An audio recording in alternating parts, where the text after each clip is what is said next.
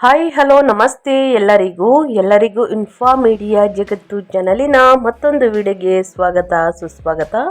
ಸ್ನೇಹಿತರೆ, ಎಲ್ಲರೂ ಹೇಗಿದ್ದೀರಾ? ಎಲ್ಲರೂ ಚೆನ್ನಾಗಿದ್ದೀರಾ ಅಂದ್ಕೊಂಡಿದ್ದೀನಿ. ಹೋಪ್ ನಾನು ಕೂಡ ತುಂಬಾ ಚೆನ್ನಾಗಿದ್ದೀನಿ. ಎಲ್ಲರೂ ಚೆನ್ನಾಗಿದ್ದೀರಾ ಅಂದ್ಕೊಂಡು ಭಾವಿಸ್ಕೊಂಡು ಇವತ್ತಿನ ಒಂದು ವಿಡಿಯೋನ ಶುರು ಮಾಡಿಬಿಡೋಣ. ಇವತ್ತಿನ ಒಂದು ವಿಡಿಯೋದಲ್ಲಿ ಕುಂಭರಾಶಿಯವರಿಗೆ ಸ್ನೇಹಿತರೆ, ಆಗಸ್ಟ್ 12ನೇ ತಾರೀಕು ಸೂರ್ಯಗ್ರಹಣ ಇದೆ. ಸೂರ್ಯಗ್ರಹಣದ ನಂತರ ಅಥವಾ ಸೂರ್ಯಗ್ರಹಣದ ದಿನದಿಂದ ಕುಂಭರಾಶಿಯ ವ್ಯಕ್ತಿಗಳಲ್ಲಿ ಏನೆಲ್ಲ ಬದಲಾವಣೆಗಳು ಕಂಡು ಬರಲಿದೆ ಅಂದರೆ, ಗ್ರಹಣದ ಸಮಯದಲ್ಲಿ 12 ರಾಶಿಯವರಿಗೆ ವಿಭಿನ್ನ ಪರಿಹಾರಗಳು ಅಂತಂದರೆ ವಿಭಿನ್ನ ಪ್ರಭಾವ ಬೀರಲಿದೆ ಸ್ನೇಹಿತರೆ. ಸೊ ಹಾಗಾಗಿ ಏನೆಲ್ಲ ಪ್ರಭಾವ ಬೀರಲಿದೆ, ಕುಂಭರಾಶಿಯವರಿಗೆ ಯಾವುದರ ಬಗ್ಗೆ ಮುನ್ನೆಚ್ಚರಿಕೆಗಳನ್ನು ತೆಗೆದುಕೊಳ್ಬೇಕು, ಅದು ವೃತ್ತಿ, ವ್ಯಾಪಾರ, ವ್ಯವಹಾರದಲ್ಲಿ, ಕುಟುಂಬದ ಬಗ್ಗೆ, ನಿಮ್ಮ ಹೆಲ್ತ್ ಬಗ್ಗೆ, ಹಣಕಾಸಿನ ಬಗ್ಗೆ ಏನೆಲ್ಲ ಬದಲಾವಣೆಗಳು ಕಂಡು ಬರಲಿದೆ, ಯಾವುದರ ಬಗ್ಗೆ ಮುನ್ನೆಚ್ಚರಿಕೆಗಳನ್ನು ತೆಗೆದುಕೊಳ್ಬೇಕು ಅನ್ನೋದನ್ನ ಕಂಪ್ಲೀಟಾಗಿ ಇದೇ ವಿಡಿಯೋದಲ್ಲಿ ತಿಳಿಸ್ಕೊಡ್ತಾ ಹೋಗ್ತೀನಿ.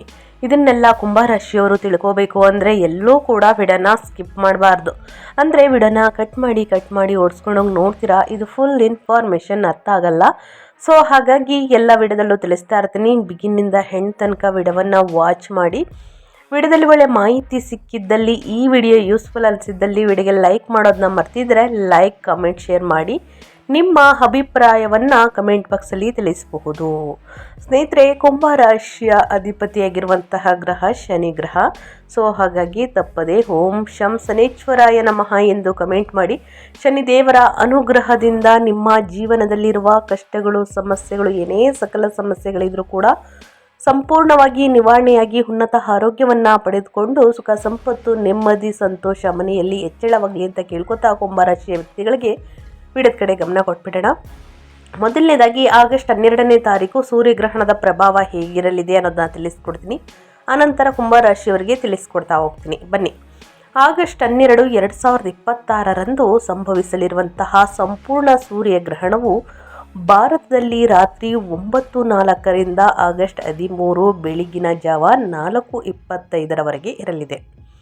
ಆದರೆ ಇದು ಭಾರತದಲ್ಲಿ ಗೋಚರಿಸುವುದಿಲ್ಲವಾದ್ದರಿಂದ ಇಲ್ಲಿ ಯಾವುದೇ ಸೂತಕ ಕಾಲ ಅಥವಾ ಧಾರ್ಮಿಕ ಆಚರಣೆಗಳು ಅನ್ವಯಿಸುವುದಿಲ್ಲ ಎಂದು ಹೇಳಲಾಗುತ್ತದೆ.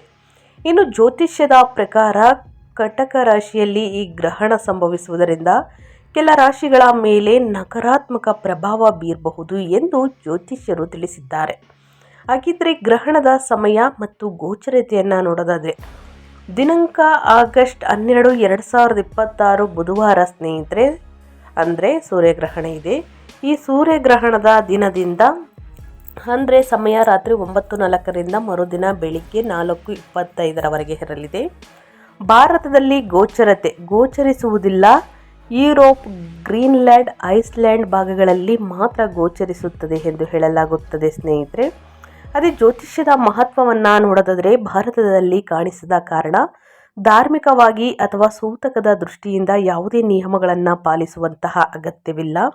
ಗ್ರಹಣದ ಸಮಯವು ರಾತ್ರಿಯ ಸಮಯದಲ್ಲಿ ಬರುವುದರಿಂದ ಮತ್ತು ಭಾರತದಲ್ಲಿ ಕಾಣಿಸದ ಕಾರಣ ದೋಷಗಳಿರುವುದಿಲ್ಲ. ಆದರೂ ಜ್ಯೋತಿಷ್ಯದ ಪ್ರಕಾರ ಗ್ರಹಣದ ಚಲನೆಯು ಕೆಲವು ರಾಶಿಗಳು, ಅಂದರೆ ಉದಾಹರಣೆಗೆ ಕಟಕ ರಾಶಿ ಇತ್ಯಾದಿ ರಾಶಿಗಳು ಅಂತಲೇ ಹೇಳ್ಬೋದು, ವ್ಯಕ್ತಿಗಳ ಮೇಲೆ, ಉದ್ಯೋಗ ಮತ್ತು ಆರ್ಥಿಕ ಸ್ಥಿತಿಯ ಮೇಲೆ ಸ್ನೇಹಿತರೆ ಸಾಮಾನ್ಯ ಪ್ರಭಾವ ಬೀರಬಹುದು ಎಂದು ಹೇಳಲಾಗಿದೆ. ಸಾಮಾನ್ಯ ಪ್ರಭಾವ ಅಂತಂದರೆ ವೃತ್ತಿ ಜೀವನದಲ್ಲಿ ಸ್ವಲ್ಪ ಅಡಚಣೆಗಳು ಉಂಟಾಗಬಹುದು, ಹಣಕಾಸಿನಲ್ಲಿ ಸ್ವಲ್ಪ ಪ್ರಾಬ್ಲಮ್ ಉಂಟಾಗಬಹುದು, ಇನ್ನು ನಿಮ್ಮ ಹೆಲ್ತ್ ಬಗ್ಗೆ ಸಾಕಷ್ಟು ಏರುಪೇರುಗಳು ಉಂಟಾಗಬಹುದು. ಇದರ ಬಗ್ಗೆ ಬಹಳಷ್ಟು ಎಚ್ಚರಿಕೆ ವಹಿಸಿ ಎಂದು ತಿಳಿಸ್ತಾ ಇದ್ದಾರೆ. ಮೊದಲನೇದಾಗಿ ಕಟಕ ರಾಶಿಯವರಿಗೂ ಕೂಡ ಸಾಕಷ್ಟು ಸಮಸ್ಯೆಗಳು ಉದ್ಭವಿಸಬಹುದು. ಯಾವ ಸಮಸ್ಯೆಗಳು, ಯಾವುದರಲ್ಲಿ ಯಾವಾಗ ಎಚ್ಚರಿಕೆ ವಹಿಸಬೇಕು ಅನ್ನೋದನ್ನ ಕಂಪ್ಲೀಟಾಗಿ ಇವಾಗ ತಿಳಿಸ್ಕೊಡ್ತಾ ಹೋಗ್ತೀನಿ. ನಾನು ಕುಂಭರಾಶಿಯವರ ಬಗ್ಗೆ ಹೇಳ್ತಾ ಇರಬೇಕಾದ್ರೆ ಕಾರಣ ಸ್ನೇಹಿತರೆ, ಕುಂಭರಾಶಿಯವರ ಬಗ್ಗೆ ವಿಡಿಯೋ ಮಾಡ್ತಿದ್ದೀನಿ. ಸೊ ಹಾಗಾಗಿ ಕುಂಭರಾಶಿಯವರು ಯಾವ ವಿಚಾರದ ಬಗ್ಗೆ ಎಚ್ಚರಿಕೆ ವಹಿಸಬೇಕು ಅನ್ನೋದನ್ನ ತಿಳಿಸ್ಕೊಡ್ತಾ ಹೋಗ್ತೀನಿ. ಬನ್ನಿ. ಮೊದಲನೇದಾಗಿ ಕುಂಭರಾಶಿಯವರಿಗೆ ಗ್ರಹಗಳ ಸಂಚಾರ ಹೇಗಿರಲಿದೆ ಅನ್ನೋದನ್ನ ನೋಡ್ತಾ ಹೋಗೋಣ. ಗ್ರಹಗಳ ಸಂಚಾರ ಕುಂಭರಾಶಿಯವರಿಗೆ ಯಾವ ರೀತಿ ಇರಲಿದೆ ಅಂತಂದರೆ ಸ್ನೇಹಿತರೆ, ಮೊದಲನೇದಾಗಿ ಆರ್ಥಿಕ ಒತ್ತಡವನ್ನು ನಿರ್ವಹಿಸಿ. ನೀವು ಮೊದಲನೇದಾಗಿ ನಿಮ್ಮ 2ನೇ ಮನೆಯಲ್ಲಿ ನಡೆಯುತ್ತಿರುವಂತಹ ಏಳಿನಾಟಿ ಶನಿಯ ಅಂತಿಮ ಹಂತವು ನಿಮ್ಮ ಸಂಚಲಿತ ಸಂಪತ್ತನ್ನು ತೀವ್ರವಾಗಿ ನಿರ್ಬಂಧಿಸುವುದನ್ನು ಮುಂದುವರಿಸಿದೆ. ಯಾವುದೇ ಅಪಾಯಕಾರಿ ಹೂಡಿಕೆಗಳನ್ನು ತಪ್ಪಿಸಿ ಮತ್ತು ನಿಮ್ಮ ಕುಟುಂಬದ ಬಜೆಟನ್ನು ಅತ್ಯಂತ ಕಟ್ಟುನಿಟ್ಟಾದ ಶಿಸ್ತಿನಿಂದ ನಿರ್ವಹಿಸಿ. ಇನ್ನು ಪ್ರಮುಖ ಪಾಲುದಾರಿಕೆಗಳನ್ನು ರಕ್ಷಿಸಿ. ಯಾವ ರೀತಿ ಅಂದರೆ 7ನೇ ಮನೆಯಲ್ಲಿ ಕೇತುವಿನ ಪ್ರಭಾವದಿಂದಾಗಿ ನಿಮ್ಮ ಸಂಗಾತಿ ಅಥವಾ ವ್ಯಾಪಾರ ಪಾಲುದಾರರಿಂದ ನೀವು ತೀವ್ರವಾಗಿ ದೂರವಾಗಿದ್ದೀರಿ ಎಂದು ನಿಮಗನಿಸಬಹುದು. ಒಂಟಿತನದ ಭದ್ರತೆಗೆ ಅಂದರೆ ಅಭದ್ರತೆಗೆ ಒಳಗಾಗುವುದಕ್ಕಿಂತ ಸ್ಪಷ್ಟವಾಗಿ ಸಂವಹನ ನಡೆಸಲು ಪ್ರಯತ್ನಿಸಿ. ಇನ್ನು ಕೆಲಸದ ಸ್ಥಳದ ಅಡಚಣೆಗಳನ್ನು ಎದುರಿಸಿ. ನಿಮ್ಮ 6ನೇ ಮನೆಯಲ್ಲಿ ಉಚ್ಚ ಸ್ಥಿತಿಯಲ್ಲಿರುವಂತಹ ಗುರುವು ಕೆಲಸದ ಸ್ಥಳದಲ್ಲಿ ಸ್ಪರ್ಧೆಯನ್ನು ಮತ್ತು ಸಂಭಾವ್ಯ ಸಾಲಗಳನ್ನು ಹೆಚ್ಚಿಸುವುದನ್ನು ಮುಂದುವರಿಸಿದೆ. ಪ್ರಾಯೋಗಿಕ ಸೇವೆಗೆ ಒತ್ತು ನೀಡಿ ಮತ್ತು ನಿಮಗೆ ಸುಲಭವಾಗಿ ನಿರ್ವಹಿಸಲು ಸಾಧ್ಯವಾಗದ ದೊಡ್ಡ ಹೊಸ ಯೋಜನೆಗಳನ್ನು ಕೈಗೆತ್ತಿಕೊಳ್ಳುವುದನ್ನು ತಪ್ಪಿಸಿ. ಇನ್ನು ಗುಪ್ತ ಸಂಪನ್ಮೂಲಗಳನ್ನು ಅವಲಂಬಿಸಿ. ನಿಮ್ಮ 8ನೇ ಮನೆಯಲ್ಲಿ ನೀಚ ಸ್ಥಿತಿಯಲ್ಲಿರುವಂತಹ ಶುಕ್ರನು ಅನಿರೀಕ್ಷಿತ ಧನಲಾಭವನ್ನು ನಂಬೇಡಿ ಎಂದು ಎಚ್ಚರಿಸುತ್ತಾನೆ. ಆದರೆ ಇದು ಹಂಚಿಕೆಯ ಸಂಪನ್ಮೂಲಗಳ ಮೇಲಿನ ಸಂಘರ್ಷಗಳನ್ನು ಸ್ವಲ್ಪ ತಗ್ಗಿಸುತ್ತದೆ. ನಿಮ್ಮ ದೀರ್ಘಕಾಲೀನ ಆರ್ಥಿಕ ಸ್ಥಿರತೆಯನ್ನು ರಕ್ಷಿಸುತ್ತದೆ. ಎಚ್ಚರಿಕೆಯಿಂದ ಮಾತುಕತೆ ನಡೆಸಿ ಸ್ನೇಹಿತರೆ.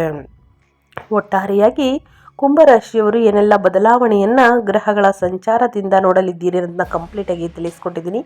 ಇವಾಗ ನಿಮ್ಮ ವೃತ್ತಿ ಮತ್ತು ಉದ್ಯೋಗದ ಬಗ್ಗೆ ಹೇಳೋದಾದರೆ ಸ್ನೇಹಿತರೆ, ಆಗಸ್ಟ್ 12ರಿಂದ ವೃತ್ತಿ ಜೀವನದ ಬಗ್ಗೆ ಹೇಳೋದಾದರೆ ಕುಂಭರಾಶಿಯ ವ್ಯಕ್ತಿಗಳಿಗೆ ಸಾಕಷ್ಟು ಬದಲಾವಣೆಯನ್ನು ನೀಡಲಿದೆ. ಏಕೆಂದರೆ ನಿಮ್ಮ ವೃತ್ತಿಪರ ಸ್ಥಾನಮಾನವು ಪ್ರಕ್ಷುಬ್ಧ ತಿಂಗಳನ್ನು ಎದುರಿಸುತ್ತಿದೆ. ಮಂಗಳನು 5ನೇ ಮನೆಯಿಂದ ನಿಮ್ಮ ಸೃಜನಶೀಲ ಬುದ್ಧಿವಂತಿಕೆಯನ್ನು ಆಕ್ರಮಣಕಾರಿಯಾಗಿ ಉತ್ತೇಜಿಸುತ್ತಿದ್ದರೂ ನಡೆಯುತ್ತಿರುವಂತಹ ಏಳೀನಾಟಿ ಶನಿಯ ಭಾರವಾದಂತಹ ಮತ್ತು ನಿರ್ಬಂಧಿತ ಉಪಸ್ಥಿತಿಯು ನೀವು ಬಯಸುವಂತಹ ತಕ್ಷಣದ ಪ್ರತಿಫಲಗಳನ್ನು ತಡೆಯುವುದನ್ನು ಮುಂದುವರಿಸಿದೆ. ನಿಮ್ಮ ಕಠಿಣ ಪರಿಶ್ರಮಕ್ಕೆ ಸಂಪೂರ್ಣವಾಗಿ ಮನ್ನಣೆ ಸಿಗುತ್ತಿಲ್ಲ ಎಂದು ನಿಮಗೆ ಅನಿಸಬಹುದು. ಇದಲ್ಲದೆ ಆಗಸ್ಟ್ ತಿಂಗಳಲ್ಲಿ 22ರವರೆಗೆ ನಿಮ್ಮ 6ನೇ ಮನೆಯ ಮೂಲಕ ಬುಧನ ದೀರ್ಘ ಸಂಚಾರವು ಸಹೋದ್ಯೋಗಿಗಳೊಂದಿಗೆ ನಿರಾಸೆಗೊಳಿಸುವಂತಹ ತಪ್ಪು ಗ್ರಹಿಕೆಗಳನ್ನು ತರುತ್ತದೆ ಮತ್ತು ಬೇಸರದ ಆಡಳಿತಾತ್ಮಕ ಕಾರ್ಯಗಳಲ್ಲಿ ನಿಮ್ಮನ್ನು ಸಿಲುಕಿಸುತ್ತದೆ. ಹಠಾತ್ ಬಡ್ತಿಯನ್ನು ಕೋರುವುದನ್ನು ಅಥವಾ ಕಚೇರಿಯ ಗಾಸಿಪ್ಗಳಲ್ಲಿ ತೊಡಗಿಸಿಕೊಳ್ಳುವುದನ್ನು ತಪ್ಪಿಸಿ. ಆಗಸ್ಟ್ 17ರಂದು ಸೂರ್ಯನು ನಿಮ್ಮ 7ನೇ ಮನೆಗೆ ಪ್ರವೇಶಿಸಿ ಕೇತುವನ್ನು ಸೇರಿಕೊಳ್ಳುವುದರಿಂದ ಪರಿಸ್ಥಿತಿಯು ಹೆಚ್ಚು ಸಂಕೀರ್ಣವಾಗುತ್ತದೆ. ಇದು ನಿಮ್ಮ ಸಾರ್ವಜನಿಕ ವ್ಯವಹಾರಗಳನ್ನು ಬೆಳಗಿಸಿದರೂ ಪ್ರಮುಖ ವ್ಯಾಪಾರ ಪಾಲುದಾರರು ಅಥವಾ ಗ್ರಾಹಕರೊಂದಿಗೆ ತೀವ್ರವಾದ ಅಹಂಕಾರದ ಸಂಘರ್ಷಗಳ ಅಪಾಯವನ್ನು ಉಂಟುಮಾಡುತ್ತದೆ. ನಿಮ್ಮ 1ನೇ ಮನೆಯಲ್ಲಿರುವಂತಹ ರಾಹುವು ಪ್ರಗತಿಯನ್ನು ಸಾಧಿಸಲು ಅಸಾಂಪ್ರದಾಯಿಕ ಅಪಾಯಕಾರಿ ತಂತ್ರಗಳನ್ನು ಬಳಸಲು ನಿರಂತರವಾಗಿ ಪ್ರಚೋದಿಸುತ್ತಾನೆ. ಈ ಪ್ರಚೋದನೆಗೆ ಒಳಗಾಗಬೇಡಿ. ಬದಲಾಗಿ 6ನೇ ಮನೆಯಲ್ಲಿ ಉಚ್ಚ ಗುರುವು ಹೆಚ್ಚಿಸಿದ ಭಾರವಾದಂತಹ ಸ್ಪರ್ಧೆಯನ್ನು ಎದುರಿಸಲು ನಿಖರವಾದಂತಹ ಶಾಂತವಾದ ಸೇವೆಯನ್ನು ಅವಲಂಬಿಸಿ. ನಿಮ್ಮ ವೃತ್ತಿ ಜೀವನದ ಉಳಿವಿಗಾಗಿ ನಾಟಕೀಯ ಬಂಡಾಯವಲ್ಲ ಶಿಸ್ತು ಈಗ ಅತ್ಯಗತ್ಯ ಅಂತಲೇ ಹೇಳ್ಬೋದು. ವೃತ್ತಿ ಜೀವನದಲ್ಲಿ ಉದ್ಯೋಗದಲ್ಲಿ ಸ್ನೇಹಿತರೆ ಸ್ವಲ್ಪ ಕಿರಿಕಿರಿ ಉಂಟಾಗಬಹುದು, ಮನಸ್ತಾಪ ಉಂಟಾಗಬಹುದು. ಮೇಲಧಿಕಾರಿಗಳಿಂದಲೂ ಕೂಡ ಸ್ನೇಹಿತರೆ ಸಣ್ಣ ಪುಟ್ಟ ವಾದ ವಿವಾದಗಳು ಉಂಟಾಗಬಹುದು. ಆದರೆ ಸ್ನೇಹಿತರೆ ಯಾವುದೇ ನಾಟಕೀಯ ಬಂಡಾಯವಲ್ಲ ಶಿಸ್ತು ಈಗ ಅತ್ಯಗತ್ಯ ನನ್ನ ಗಮನದಲ್ಲಿಟ್ಕೊಳ್ಳಿ ನಿಮ್ಮ ವೃತ್ತಿ ಜೀವನದ ಉಳಿವಿಗಾಗಿ. ಇನ್ನು ವ್ಯಾಪಾರ ಸ್ವಯಂ ಉದ್ಯೋಗದ ಬಗ್ಗೆ ಹೇಳೋದಾದರೆ ಕುಂಭರಾಶಿಯ ವ್ಯಕ್ತಿಗಳಿಗೆ ಈ ತಿಂಗಳು ಒಪ್ಪಂದವಾದಂತಹ ವಿವಾದಗಳು ಮತ್ತು ಗುಪ್ತ ಸಾಲಗಳ ಹಾದಿಯಲ್ಲಿ ಎಚ್ಚರಿಕೆಯಿಂದ ಸಾಗಬೇಕು. ಯಾವುದೇ ಒಪ್ಪಂದವನ್ನು ಮಾಡಬೇಕಾದ್ರೆ ವಾದ ವಿವಾದ ನಡೆದಿದ್ದಲ್ಲಿ ಆ ಒಪ್ಪಂದವನ್ನು ತೆಗೆದುಕೊಳ್ಳಕ್ಕೆ ಹೋಗಬೇಡಿ ಸ್ನೇಹಿತರೆ. ಇನ್ನು ಗುಪ್ತ ಸಾಲಗಳ ವಿಚಾರದಲ್ಲಿ ಬಹಳಷ್ಟು ಎಚ್ಚರಿಕೆ ವಹಿಸಿ. 6ನೇ ಮನೆಯಲ್ಲಿ ಉಚ್ಚ ಗುರುವು ತನ್ನ ಸಂಚಾರವನ್ನು ಮುಂದುವರಿಸಿರುವುದು ನಿಮ್ಮ ದೈನಂದಿನ ಕಾರ್ಯಾಚರಣೆಯ ಅಡಚಣೆಗಳನ್ನು ಗಣನೀಯವಾಗಿ ಹೆಚ್ಚಿಸಬಹುದು ಮತ್ತು ನಿಮ್ಮ ವಾಣಿಜ್ಯ ಶತ್ರುಗಳನ್ನು ಧೈರ್ಯಗೊಳಿಸುತ್ತದೆ. ನಿಮ್ಮ ಸ್ಪರ್ಧೆಯನ್ನು ಕಡಿಮೆ ಅಂದಾಜು ಮಾಡಬೇಡಿ. ಆಗಸ್ಟ್ ತಿಂಗಳಲ್ಲಿ ಸ್ನೇಹಿತರೆ ಬುಧನು ಇದೇ 6ನೇ ಮನೆಯಲ್ಲಿ ಇರುವಾಗ ನೀವು ಎಲ್ಲ ವ್ಯಾಪಾರ ಒಪ್ಪಂದಗಳನ್ನು ಸೂಕ್ಷ್ಮವಾಗಿ ಪರಿಶೀಲಿಸಬೇಕು. ಏಕೆಂದರೆ ಗುಪ್ತ ಷರತ್ತುಗಳು ಅಥವಾ ತಪ್ಪಾಗಿ ಲೆಕ್ಕ ಹಾಕಿದ ಸಾಲಗಳು ಗಂಭೀರ ಹಾನಿಯನ್ನು ಉಂಟು ಮಾಡಬಹುದು. ಹೊಸ ಮಾರುಕಟ್ಟೆಗಳಿಗೆ ಅಪಾಯಕಾರಿ ವಿಸ್ತರಣೆಗಳನ್ನು ಪ್ರಾರಂಭಿಸುವ ಬದಲು ನಿಮ್ಮ ಪ್ರಸ್ತುತ ಕಾರ್ಯಾಚರಣೆಗಳನ್ನು ಸ್ಥಿರಗೊಳಿಸುವುದರ ಮೇಲೆ ಸಂಪೂರ್ಣವಾಗಿ ಗಮನ ಹರಿಸಿ. 7ನೇ ಮನೆಯಲ್ಲಿ ಕೇತುವಿನ ನಿರಂತರ ಮತ್ತು ಒಂಟಿ ಮಾಡುವಂತಹ ಉಪಸ್ಥಿತಿಯಿಂದಾಗಿ ಪಾಲುದಾರಿಕೆಗಳು ಅತ್ಯಂತ ದುರ್ಬಲವಾಗಿವೆ.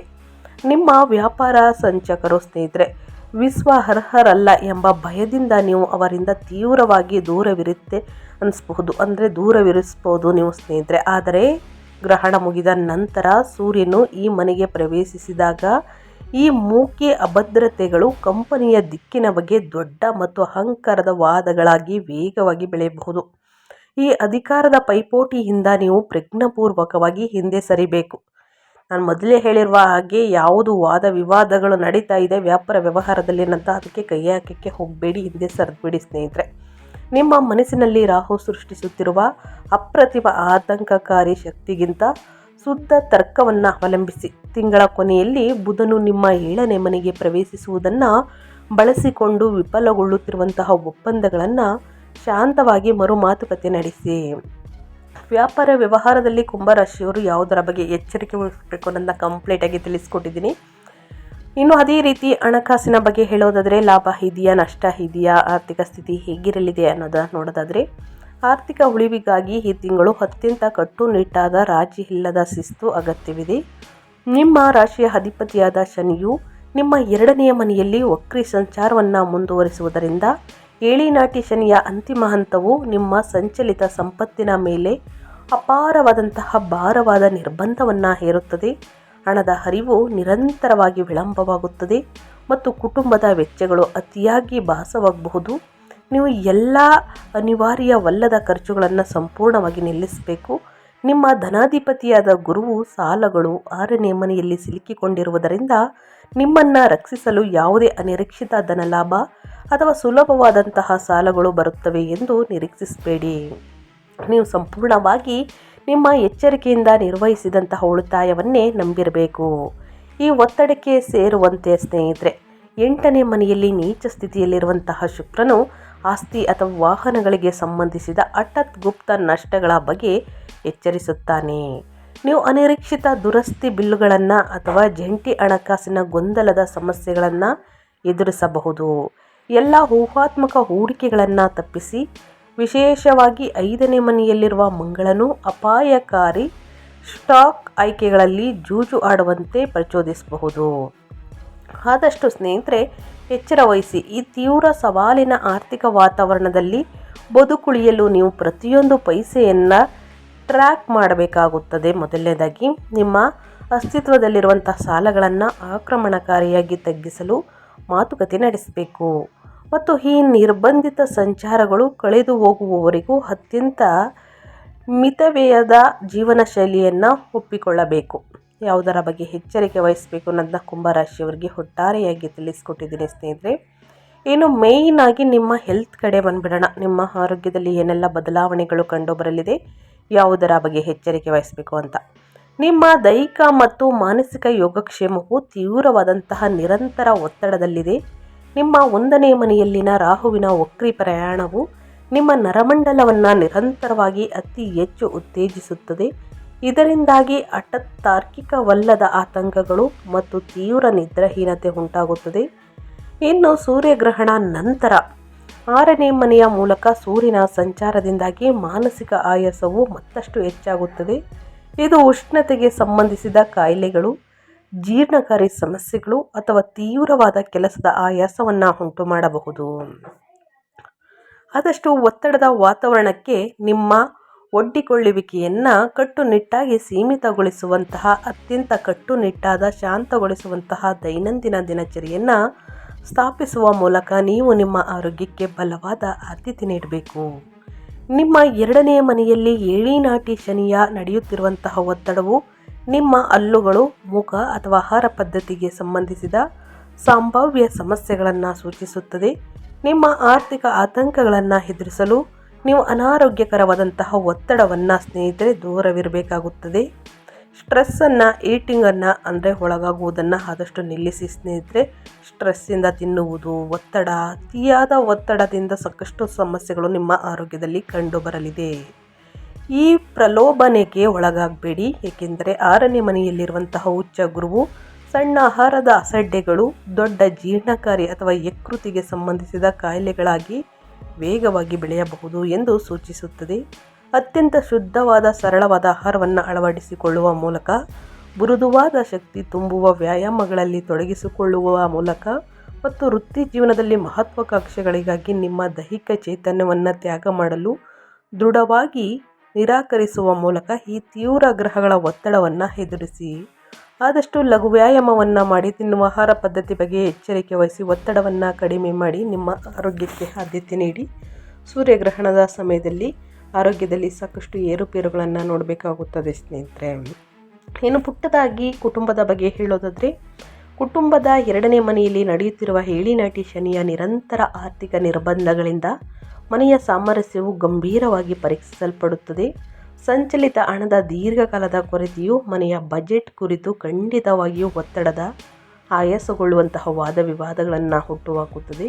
ನಿಮ್ಮ ಮಾತನ್ನು ನೀವು ಪ್ರಜ್ಞಾಪೂರ್ವಕವಾಗಿ ಮೃದುಗೊಳಿಸಬೇಕು, ಏಕೆಂದರೆ ಇಲ್ಲಿ ಶನಿಯ ಭಾರವಾದಂತಹ ಪ್ರಭಾವವು ನಿಮ್ಮ ಪದಗಳನ್ನು ಅಸಾಮಾನ್ಯವಾಗಿ ಕಠಿಣ ಮತ್ತು ಕ್ಷಮಿಸದಂತೆ ಮಾಡುತ್ತದೆ.